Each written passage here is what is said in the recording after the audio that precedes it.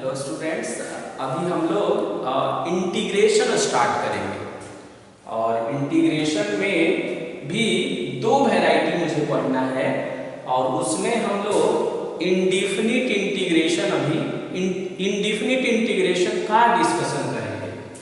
यानी अभी मेरा टॉपिक होगा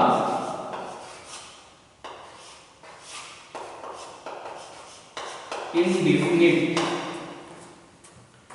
इंटीग्रेशन।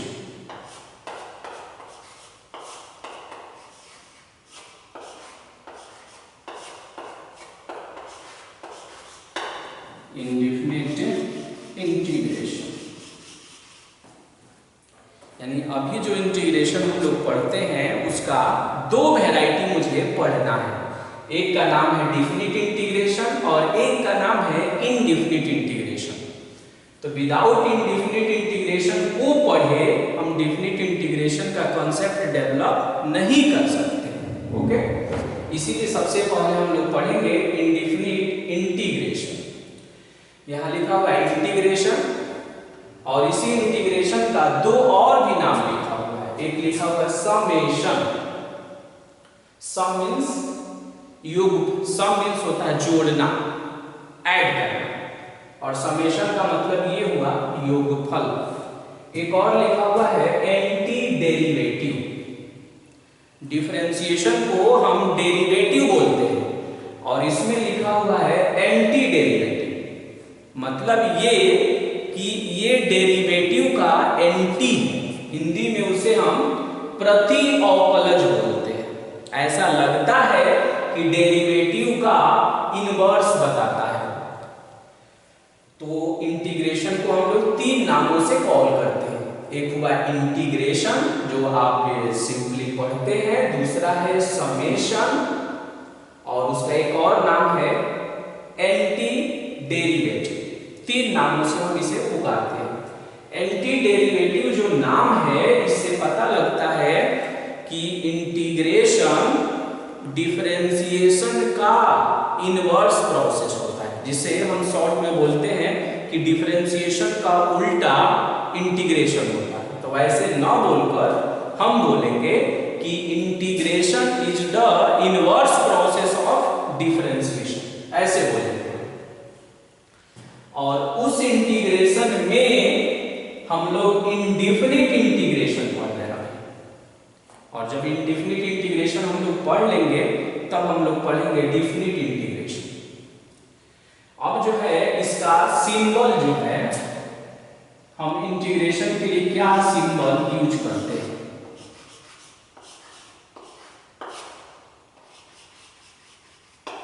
तो इंटीग्रेशन का जो पहले का जो कॉन्सेप्ट आया, जो फर्स्ट प्रिंसिपल में आया, तो वो इसको इस सिंबल से आप परिचित होंगे। ये सिग्मा है, ये ऐड करने का काम करता है। तो इंटीग्रेशन का जो फर्स्ट प्रिंसिपल देखेंगे ना, वो मुझे आगे पढ़ना है, तो उसमें देखेंगे ये सिंबल हम यूज करेंगे, सिग्मा। बट अभी जो हम इंटीग्रेशन का सिंबल यूज करते हैं, तो ये देखिए एस जो देख रहे हैं ना, तो एस अगर हम बनाएंगे तो ऐसे बनाएंगे। यही एस जो है ना मॉडिफाई होते होते ऐसा बनेगा। इसीलिए आप देखेंगे कि बहुत सारे राइटर इस सिंबल को लिखते हैं ये लॉन्ग एस है। ऐसे बहुत सारे राइटर इस सिंबल को लिखते हैं कि ये लॉन्ग एस है। एस की तरह ही है बट मॉडिफाई होते होते कुछ ऐसा बना। यानी कैपिटल एस जो देख रहे हैं उसी को यहाँ पर लॉन्ग एस, ये बहुत फेमस है कि ये जो सिंबल है इसको लॉन्ग एस बोला जाता है। तो ये सिंबल है। और दूसरा हमने क्या बताया, ये जो आप एस बनाते हैं और यही बाद में ट्रांसफॉर्म होकर ऐसा बनता है। और इस सिंबल को हम लोग क्या बोलते हैं, ये है लॉन्ग एस। ये सिंबल जो है लॉन्ग एस, अंडरलाइन पर लॉन्ग एस होता है। यानी ये सिंबल हम इंटीग्रेशन के लिए यूज करेंगे। और इंटीग्रेट करने का मतलब ही होता है ऐड करना। इसलिए इसका नाम होता है समेशन और एंटी डेरिवेटिव भी इसको बोला जाता है। इंटीग्रेट करना मीन्स ऐड करना। ओके, तो अभी हम लोग इंटीग्रेशन का सिंबल हम लोगों ने देख लिया। अब हम क्या करेंगे कि अब हम इंटीग्रेशन को डिस्कस करेंगे और भी। तो जब भी मुझे इंटीग्रेशन के लिए सिंबल यूज करना होगा तो इस सिंबल को यूज करेंगे। ये एस की तरह ही है बट थोड़ा मॉडिफाइड है। ओके, ये पहली बात हो गई इसकी इंटीग्रेशन। दूसरी बात जो बहुत ही फेमस है उसको बोलते हैं कि इंटीग्रेशन,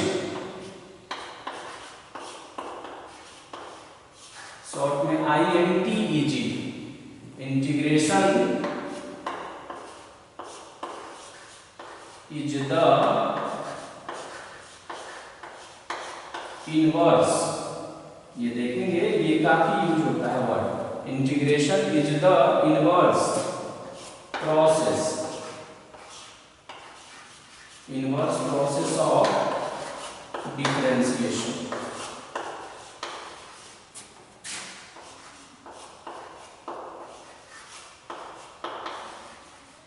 कहता है कि जो इंटीग्रेशन, शॉर्ट में मैंने लिखा है कि इंटीग्रेशन जो है वो डिफरेंशिएशन का इनवर्स प्रोसेस होता है।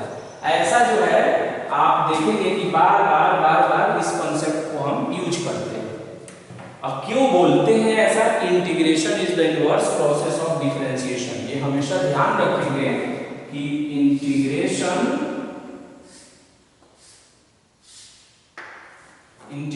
जो है वो डिफरेंशिएशन का इनवर्स प्रोसेस है। अब इस बात को कहने का क्या लॉजिक है उसको हम लोग देखते हैं।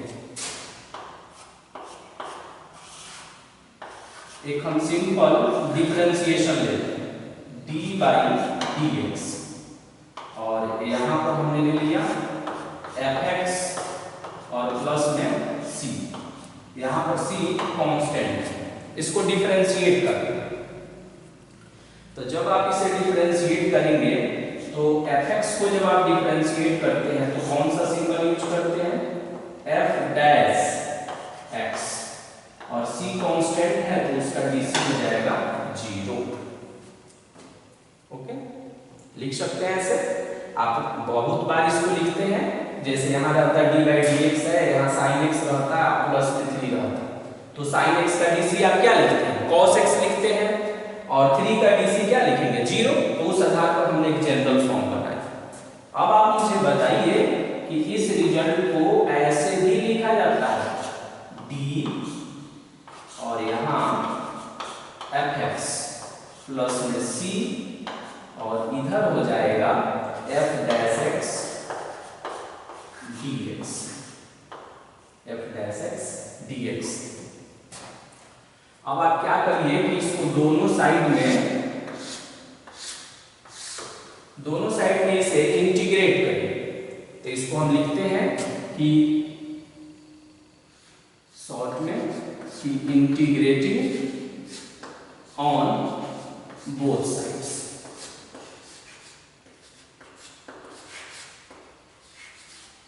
जैसे आप दोनों साइड में स्क्वायरिंग करते हैं उसी तरह हम दोनों साइड में क्या कर रहे हैं, इंटीग्रेट कर रहे हैं।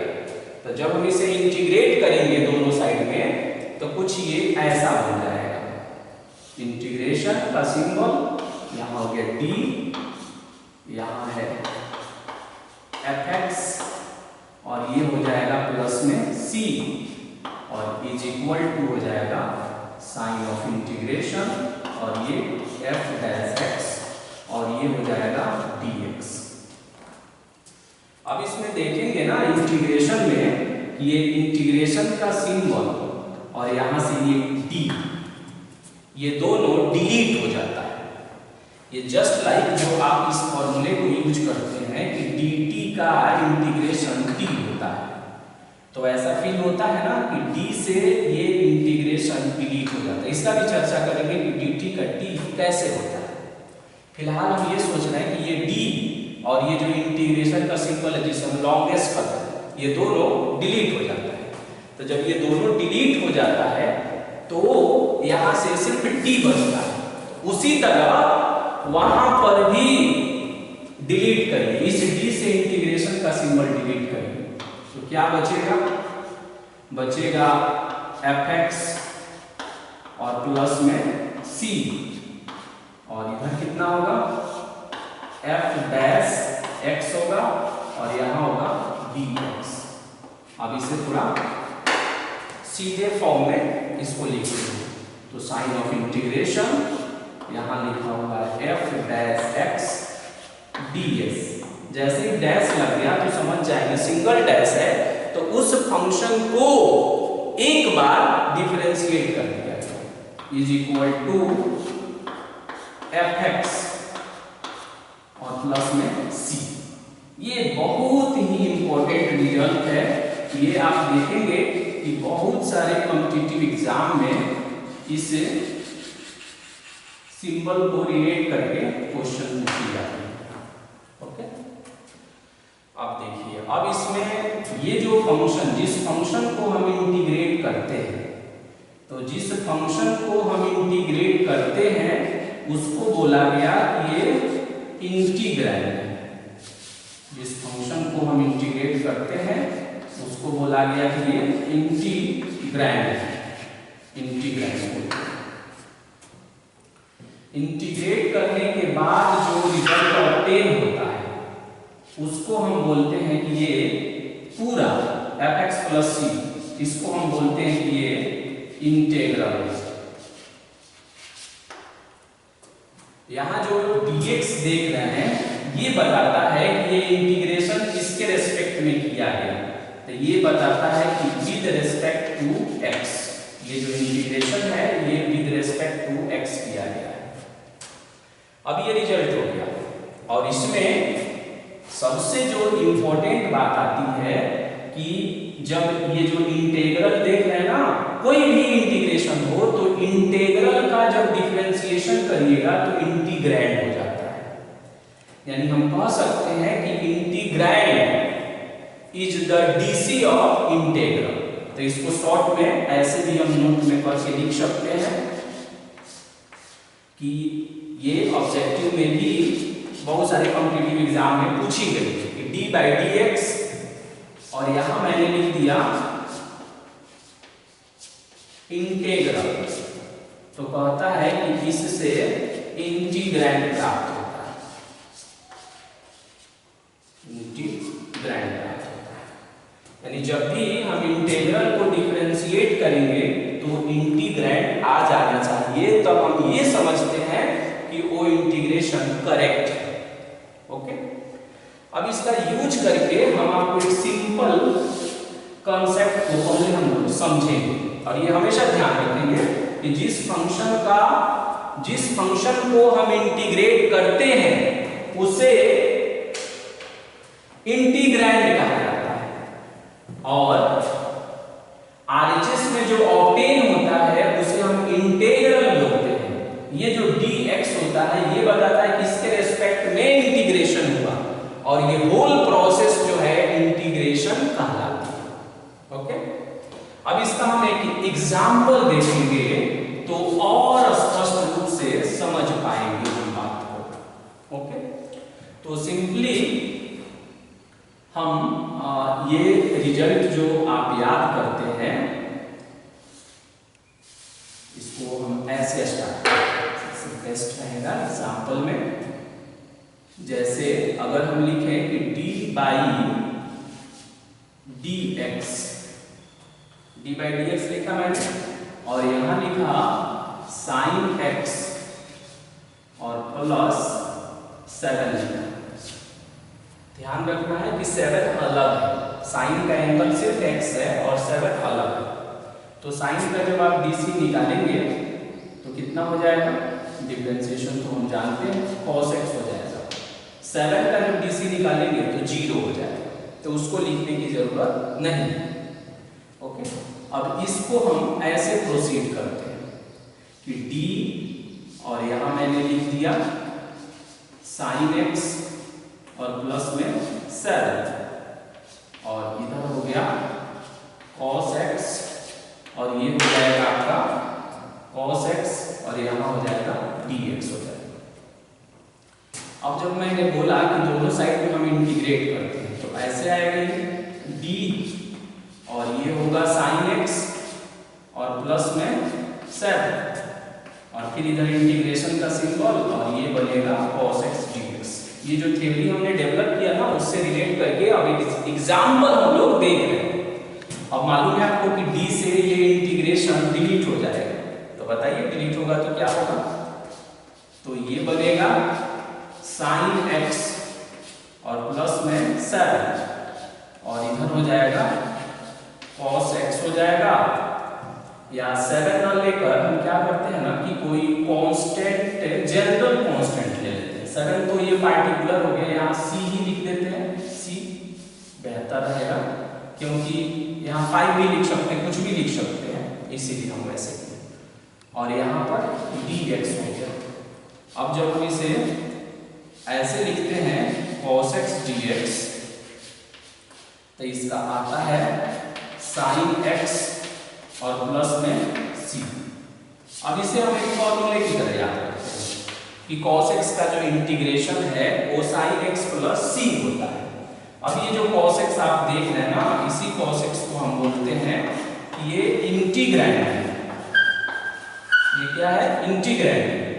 और ये जो देख रहे हैं ये पूरा sin x प्लस c, इसको हम बोलते हैं कि ये इंटेग्रल है, इंटेग्रल।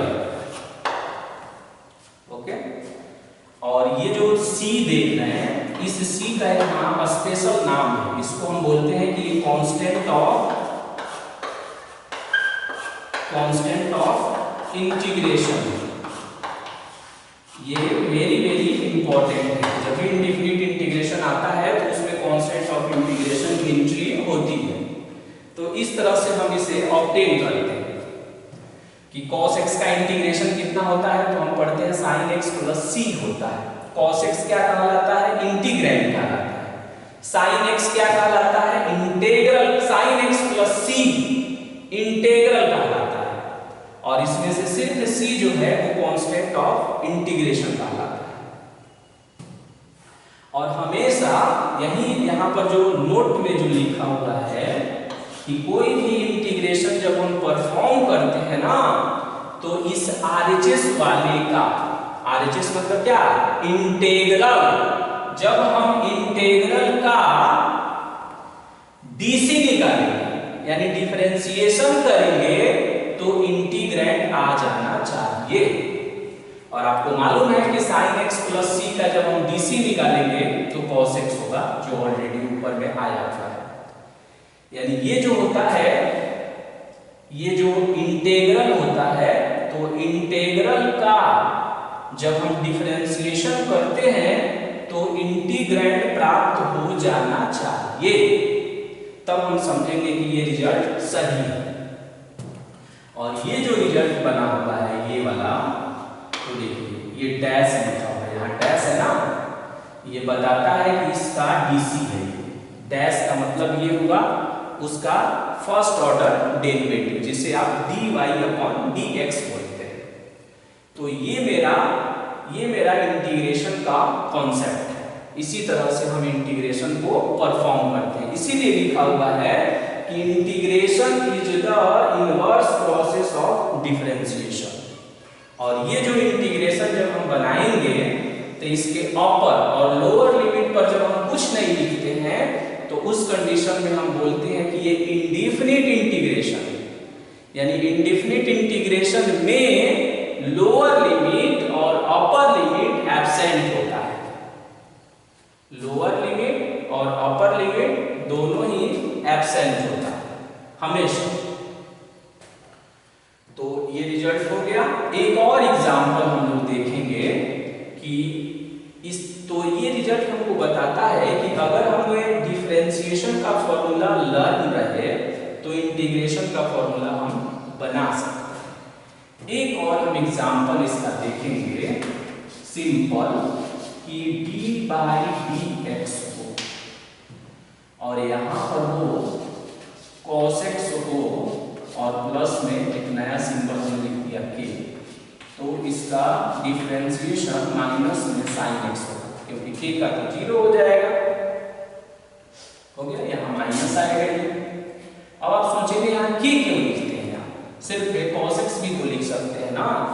तो k बहुत ही इंपॉर्टेंट है, k को वहां लिखना पड़ेगा, इसलिए ना कि आपको मालूम है कि cos x का डिफरेंशिएशन माइनस sin x होता है, cos x प्लस k का भी माइनस sin x ही होता है, इसीलिए इसका रखना जरूरी है। अगर सिर्फ cos x लिखेंगे तो हम पार्टिकुलर डिस्कशन करेंगे, लेकिन हम जनरल डिस्कशन की बात कर रहे हैं। अब मुझे बताइए कि इस रिजल्ट को कैसे अरेंज करेंगे।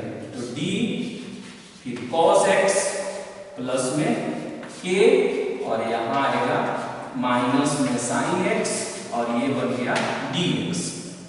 अब दोनों साइड में इंटीग्रेट करेंगे तो d cos x प्लस में k और यहाँ हो जाएगा माइनस में sin x,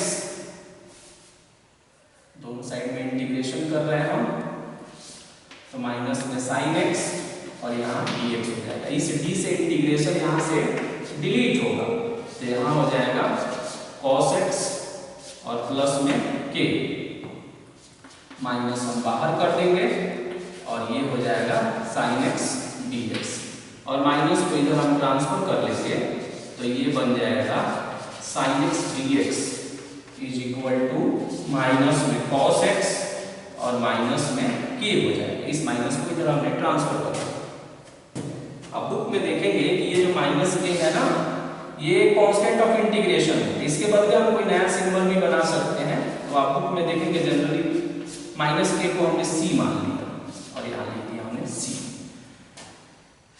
कर सकते हैं ऐसे, माइनस k को हम c मान सकते हैं, इसलिए कि आप बुक में देखेंगे ना तो minus cos x plus c दिखेगा, तो आपको लगेगा कि ये माइनस आया और यहाँ प्लस है, तो उसका मीनिंग नहीं है, ये कांस्टेंट ऑफ इंटीग्रेशन है, तो ये में भी पॉजिटिव नेगेटिव हो सकता है, पॉजिटिव भी हो सकता है नेगेटिव भी हो सकता है। तो आप क्या याद करते हैं कि sin x का इंटीग्रेशन x के रेस्पेक्ट में माइनस में cos x प्लस c होता है, लेकिन दोनों ही के लिए कंडीशन है कि ये फॉर्मूला तभी रन करेगा जब if x be in radian, x be in radian. इस बात का हमेशा हम ध्यान रखेंगे क्योंकि इससे भी रिलेट करके बहुत सारे क्वेश्चन एग्जाम में आते हैं। तो sin x का इंटीग्रेशन कितना हो गया, माइनस में cos x प्लस c। अब अगर चेक करना है कि ये फॉर्मूला सही है या नहीं, तो आप इसे डिफरेंशिएट करेंगे। अगर डिफरेंशिएट करने के बाद ये आ जाएगा तो समझेंगे करेक्ट। तो देखिए हम सोचते हैं cos x का डिफरेंशिएशन कितना होगा, माइनस sin x, और एक माइनस पहले से प्लस हो जाएगा, c का dc कितना होगा 0, अगर माइनस k भी रहता वहां तक क्या आता 0। तो ये इंटीग्रेशन का फंडामेंटल बातें हैं जिसे मुझे जानना चाहिए, बिना इसे जाने हम इंटीग्रेशन अच्छे से नहीं समझ सकते हैं, इसलिए हम लोग पहले इसे डिस्कस किए। अब इसी के आधार पर जो है अब हम लोग इंटीग्रेशन का स्टडी करेंगे। ओके, और हमेशा ध्यान रखना है कि इंडेफिनिट इंटीग्रेशन जो है कांस्टेंट ऑफ इंटीग्रेशन को कंटेन करता ही करता है, और वो इतना ही इंपॉर्टेंट है जितना ये sin x। आप देखेंगे जब डेफिनेट पढ़ेंगे तब दिखेगा। और ये भी ध्यान रखना है कि इंटीग्रल का डिफरेंशिएशन जब हम करेंगे तो इंटीग्रैंड मुझे प्राप्त होता है, और इंटीग्रेशन डिफरेंशिएशन का इनवर्स प्रोसेस होता है। उस बात को कैसे जस्टिफाई करेंगे, तो आपने देखा कि इंटीग्रेशन का फॉर्मूला हमने डेवलप किया with the help of differentiation. Okay, thanks.